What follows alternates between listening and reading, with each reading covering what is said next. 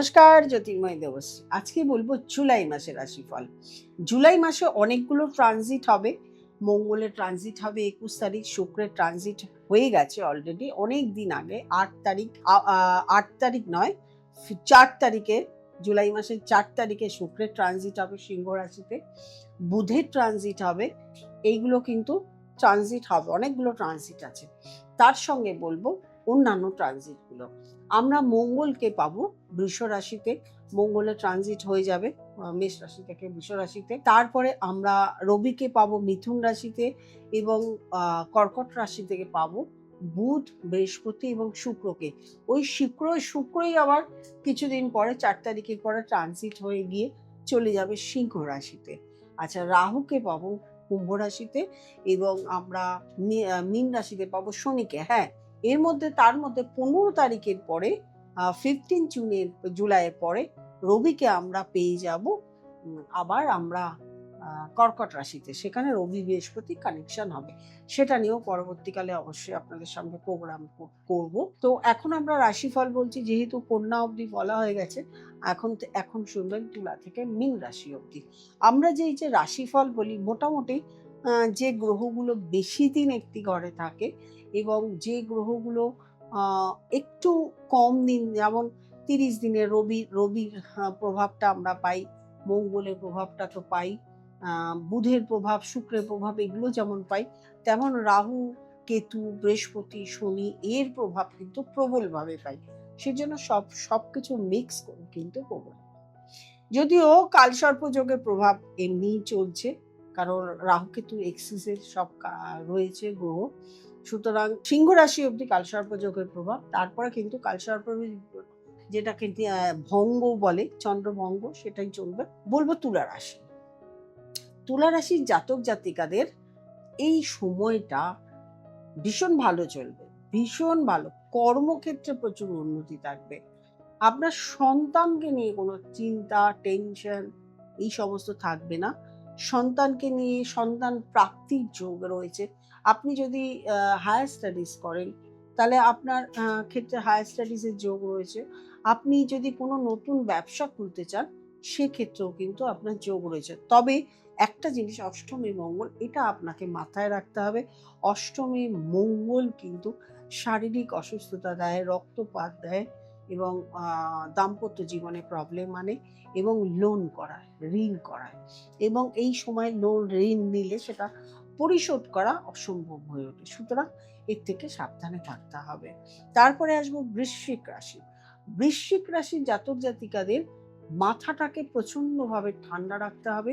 দাম্পত্য জীবনে অশান্তি আসতে পারে, পার্টনারশিপে প্রবলেম আসতে পারে। যারা ব্যবসা করছেন, পার্টনারশিপ ব্যবসায় প্রবলেম আসতে পারে। তবে ভাগ্যের জায়গার উন্নতি রয়েছে।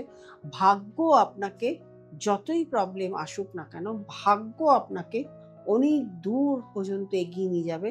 তার সময় এই জুলাই মাস থেকে আপনি সেটা দেখতে পারবেন ও বুঝতে পারবেন। তবে কর্মক্ষেত্রে আপনার প্রচুর পরিমাণে শত্রু থাকবে। তারপরে আসবো ধনু রাশি। ধনু রাশির জাতক জাতিকাদের শরীর নিয়ে কিন্তু একটু সমস্যায় পড়তে হবে। এমনিতেই ধাইয়া চলছে, মায়ের শরীর স্বাস্থ্য নিয়েও সমস্যা আসতে পারে এবং ভাই বোনের সঙ্গে সম্পর্ক ভালো নাও থাকতে পারে এবং আপনার কাজে এখন প্রচুর পরিমাণে বাধা আসতে পারে। তবে বাধা বিপত্তি সত্ত্বেও আপনি কিন্তু সাকসেস আপনার লাইফে আছে। তারপরে আসবো মকর রাশি। মকর রাশির জাতক জাতিকাদের কিন্তু সময়টা মোটামুটি ভালো, তবে বাক্য সাবধান, কথাবার্তা সাবধান লোকের সঙ্গে বলবেন। কথাবার্তার জন্য কিন্তু আপনার রিলেশন খারাপ, আপনার নিজস্ব কোনো ব্যবসা হোক, কোনো কিছু হোক, সেটা খারাপ হতে পারে। সেই জন্য সবসময় কথাবার্তা সাবধানে বলবেন এবং আপনার বাস্তু, মানে যে বাস্তুতে আপনি বসবাস করেন, সেখানেও কিছু সমস্যা দেখা দিতে পারে। মায়ের অসুস্থতা, বন্ধুর সঙ্গে প্রবলেম, এগুলো আপনার জীবনে আসতে পারে। তারপরে আসবো কুম্ভ রাশি। কুম্ভ রাশির জাতক জাতিকাদের ভীষণভাবে মাথা ঠান্ডা রাখতে হবে, স্থিরতা আনতে হবে এবং চটজলদি কোনো ডিসিশন নিতে হবে না। আপনার সপ্তমে শুক্র কেতুর কানেকশন, আপনার জীবন আপনার দাম্পত্য জীবন, আপনার প্রেম জীবনকে অনেক এফেক্টিভ এনে দেবে, আপনাকে প্রচুর খরচা করাবে, আপনাকে প্রচুর লাইবিলিটিস এসে যাবে। সুতরাং লোন, ঋণ এগুলো নেবেন না। তাছাড়া আপনার হায়ার স্টাডিজ খুব ভালো হবে, সুনামের সঙ্গে নিজের কর্মের জায়গায় কাজ করতে পারবেন। তারপরে আসবো আপনার মীন রাশি। মীন রাশির জাতক জাতিকাদের আপনাদের কিন্তু একটা বাস্তুতে শুভ যোগ সৃষ্টি হয়েছে, সেই জন্য আপনার মনে মানসিক একটা শান্তি পাবেন, এবং বৃহস্পতি নবমে দৃষ্টি রয়েছে মানে আপনার মাথাও ঠান্ডা থাকবে। যে চিন্তা, যে টেনশন নিয়ে এতদিন ছিলেন, সেই চিন্তা মানে ঢাইয়ার জন্য সেই চিন্তা টেনশন থেকে অনেকটাই মুক্ত থাকবেন।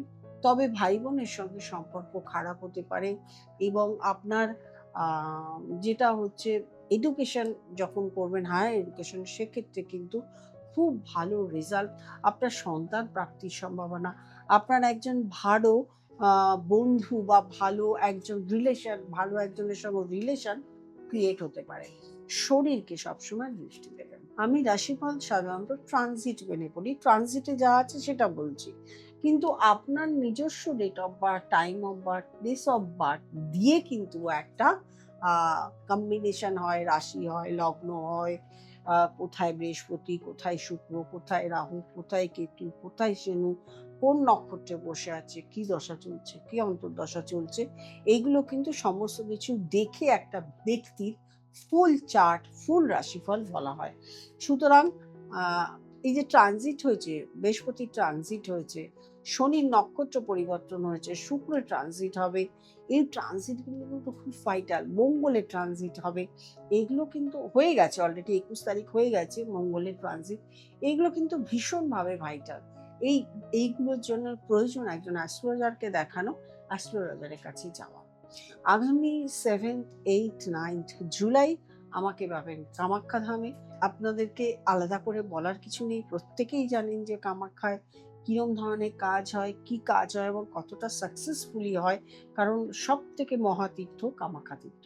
সেই জন্য যারা চাইছেন অবশ্যই যোগাযোগ করে নিতে পারেন, যে কোনো কাজের জন্য যোগাযোগ করে নিতে পারেন নিজের বুকিং নাম্বারে। আর যারা নতুন প্রোগ্রাম দেখছেন তারা অবশ্যই সাবস্ক্রাইব করবেন, লাইক করবেন, কমেন্ট করবেন, শেয়ার করবেন, এবং নোটিফিকেশন অন বেলটি প্রেস করতে ভুলবেন না। প্রত্যেকে ভালো থাকবেন, আনন্দ থাকবেন। নমস্কার।